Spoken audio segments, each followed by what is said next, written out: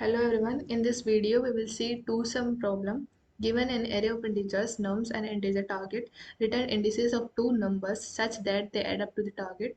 You may assume that each input would have exactly one solution and you may not use the same element twice.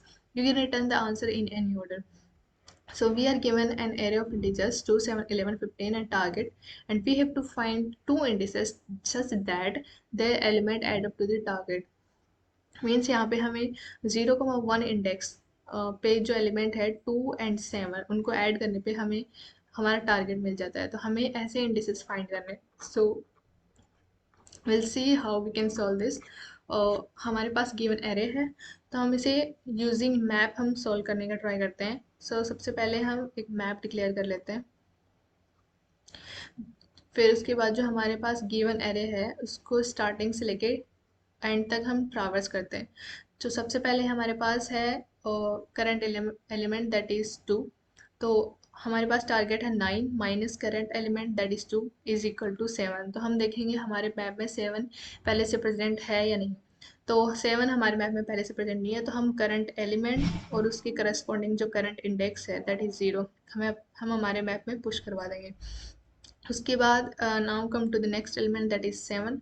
सो जो target minus current element is equal to 2। तो हम देखेंगे 2 हमारे map में पहले से present है या नहीं। तो 2 हम देख सकते हैं प्रेजेंट है।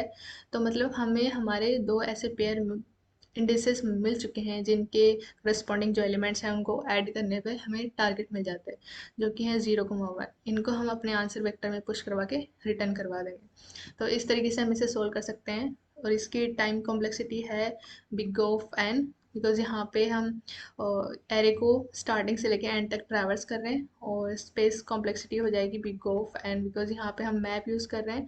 तो वर्स्ट केस में हम इसमें सारे एलिमेंट को 1 बाय 1 पुश करवाएंगे।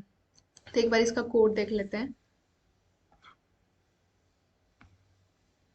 तो सबसे पहले हमने मैप डिफाइन कर लिया, उसके बाद हमने आंसर वेक्टर डिफाइन कर लिया। उसके बाद हमने जो हमारा एरे है उसको स्टार्टिंग से लेके एंड तक हम ट्रैवर्स करेंगे तब तक जब तक हमें हमारा आंसर नहीं मिल जाता। अगर हम कंडीशन चेक करेंगे, अगर हमारे पास हमारे दोनों इंडेक्स मिल चुके हैं, मतलब हमने आंसर फाइंड कर लिया, तो हम इससे सिंपली रिटर्न करवा देंगे। अगर ऐसा नहीं है तो हम देखेंगे जो टारगेट माइनस करंट एलिमेंट है वो हमारे मैप में है। अगर है तो हम हमारे आंसर वेक्टर में जो करंट इंडेक्स है और जो करंट जो टारगेट माइनस करंट एलिमेंट करके जो हमारे पास एलिमेंट आ रहा है और उसकी करस्पॉन्डिंग जो इंडेक्स है वो हमारे आंसर वेक्टर में हम पुश करवा देंगे। तो अगर ऐसा नहीं है तो हमारे मैप में जो करंट एलिमेंट है उसके करस्पॉन्डिंग इंडेक्स हम पुश करवा देंगे। अगर पूरे एरे को ट्रैवर्स करने के बाद भी हमारे पास आंसर हमें ऐसे दो इंडिसेस नहीं मिलते हैं, तो हम सिंपली -1 हमारे आंसर वेक्टर में पुश करवा के सिंपली रिटर्न कर देंगे। तो इस तरीके से हम इसे सॉल्व कर सकते हैं। सो आई होप ये आपको समझ आया होगा। तो मिलते हैं नेक्स्ट वीडियो में। Till then bye.